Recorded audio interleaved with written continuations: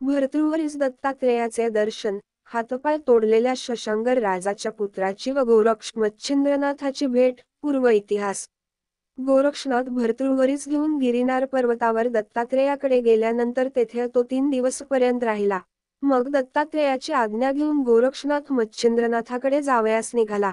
त्यावेळेस, मला बहुत दिवस झाले, मच्छिंद्रनाथ भेटला नाही, म्हणून त्यास एकदा माझ्या भेटीस घेऊन ये, असे श्री दत्तात्रेयाने गोरक्षनाथास सांगितले. इकडे दत्तात्रेयाने भर्तृहरीस नाथपंथाची दीक्षा देऊन आपला वरदहस्त त्याच्या मस्तकावर ठेवला व त्यास चिरंजीव केले. मग त्याच्याकडून अभ्यास करविला. ब्रह्मज्ञान, रसायन, कविता, वेद सर्व व संपूर्ण अस्त्रविद्या शिकविल्या आणि साबरी विद्येंतही त्यासी निपुण केले. नंतर नागश्वत्थाच्या ठायी असलेल्या संपूर्ण दैवतांचा आशीर्वाद मिळावा म्हणून त्यास तिकडे पाठविले. तेथे जाऊन भर्तृहरीने 52 वीर अनुकूल करून घेतले. मच्छिंद्रनाथाप्रमाणे त्यासही सर्व देव अनुकूल होऊन वर देऊन गेले. मग भर्तृहरीस श्री दत्तात्रेयाने आपल्याबरोबर बदरिकाश्रमास नेऊन तपश्वर्यास बसविले व आपण गिरिनार पर्वतीय जाऊन मच्छिंद्रनाथाच्या भेटांची वाट पाहत राहिले. दत्तात्रेयास विचारून गोरक्षनाथ निघाल्यानंतर तो गर्भगिरीवर येऊन मच्छिंद्रनाथास भेटला व त्याने त्यास दत्तात्रेयाचा निरोप सांगितला. मग दत्तात्रेयाच्या दर्शनाकरिता कान्ही दिवसांनी दोघेजण निघाले. ते वैदर्भ देशाचा मार्ग लक्षून जात असता कौंडण्यपूर नगरांत गेले. तेथे भिक्षेकरिता हिंडत असता त्याच्या असे दृष्टीस पडले की तेथील शशांकर राजाने क्रोधाविष्ट होऊन आपल्या मुलाचे हातपाय तोडून त्यास गांवच्या चव्हाट्यावर टाकून दिले आहे. शशांकर राजा मोठा ज्ञानी, धीट, उदार, सामर्थ्यशाली, सत्वस्थ तसाच सद्गुणी असताना मुलची इतकी भयंकर दशा करून टाकण्या इतका राजा का रागावला. राजा रागावण्याचे कारण असे आहे की ज्या मुलाचे हातपाय तोडले तो राजाचा औरसपुत्र नसून शंकराच्या आराधनेमुळे तो राजास कृष्णानदीत प्राप्त झाला होता. पुत्र मिळण्यापूर्वी बरेच दिवस राजास संतान नव्हते, त्यामुळे तो निरंतर उदास असे. राजाची ती अवस्था पाहून त्याची स्त्री मंदाकिनी म्हणत असे की मुलासाठी असे अखंतीय होऊन बसण्यास अर्थ नाहीये. नशिबी असेल तर संतान होईल. विचार करून काळजी वाहण्याचे सोडून द्या. चिंतेने शरीर मात्र झिजत चालले आहे. अशाने संसाराची धुळधाण होऊन जाईल. अशा रीतीने राणीने त्यास उपदेश केला असताही त्याचे चित्त स्वस्थ होईना. मग राजाच्या मनात शंकराची आराधना करण्याचे येऊन त्याने प्रधानास बोलावून आणले व राज्याचा संपूर्ण कारभार त्याच्या स्वाधीन केला. मग रामेश्वरास जाऊन शंकरास प्रसन्न करून घेण्याचा विचार ठरवून राजा स्त्रीसह तेथे जावयास निघाला. तो फिरत फिरत कृष्णेच्या संगमावर आला. तेथे शंकराने त्यास स्वप्नांत दृष्टांत दिला की तू कान्ही काळजी करू नको. तुला येथेच पुत्र प्राप्त होईल.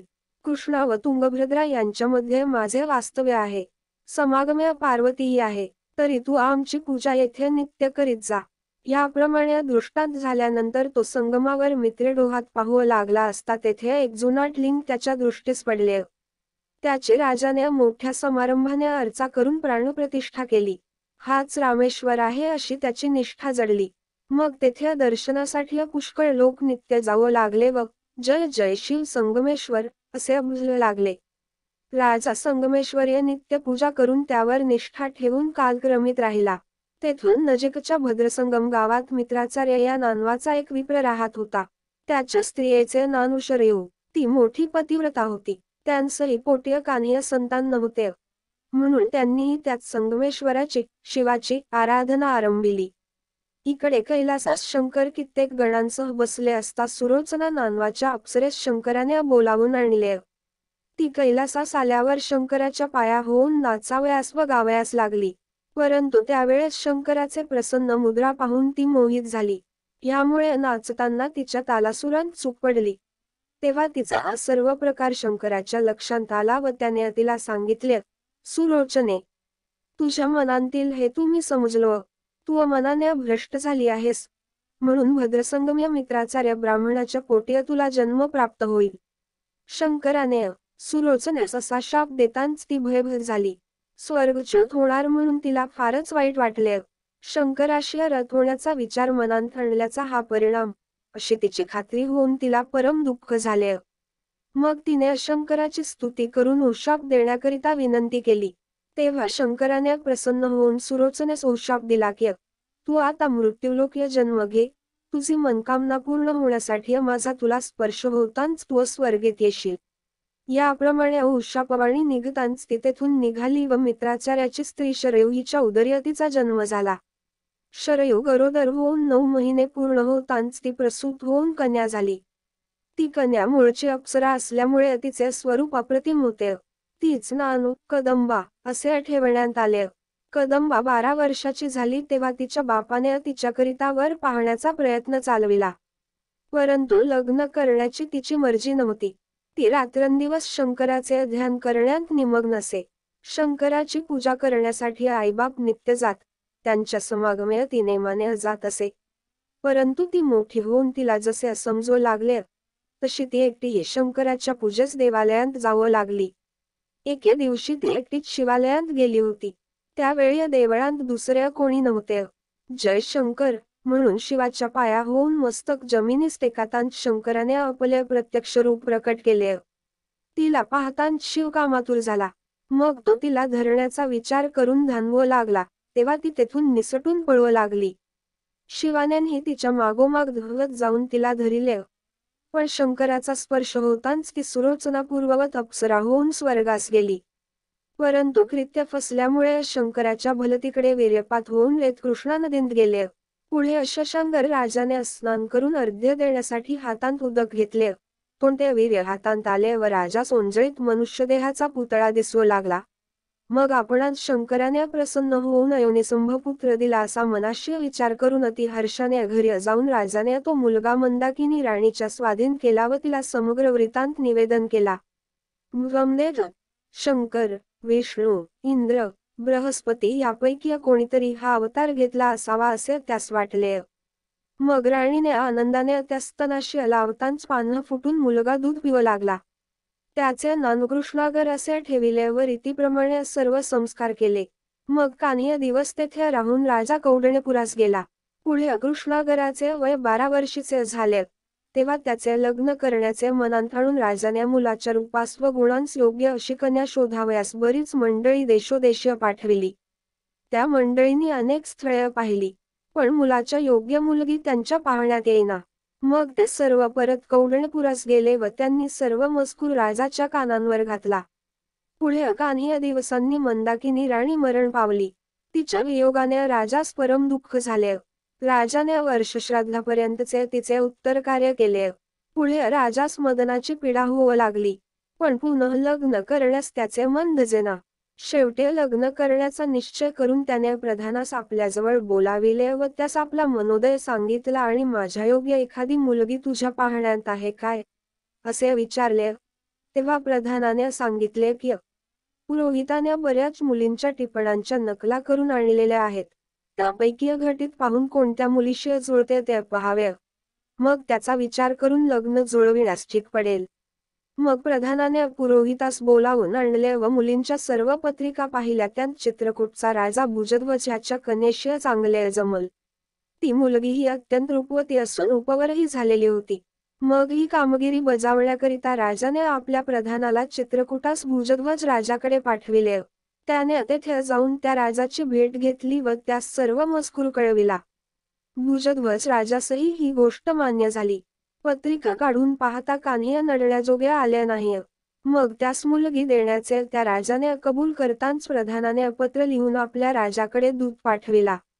तो कौंडण्यपुरास गेल्यावर पत्र वाचून शशांकर राजास परमानंद झाला व तो लग्नासाठी चित्रकूटास गेला. लग्न सोहळा उत्तम प्रकारे पार पडला. नंतर भुजावंती स्त्री घेऊन राजा आपल्या नगरात परत आला. त्यावेळी भुजवंती वय 13 वर्षाचे व कृष्णागर पुत्राचे वय 17 वर्षांचे होते. एके दिवशी अशी गोष्ट घडून आली की सापत पुत्राची व तिची नजरानजर झाली.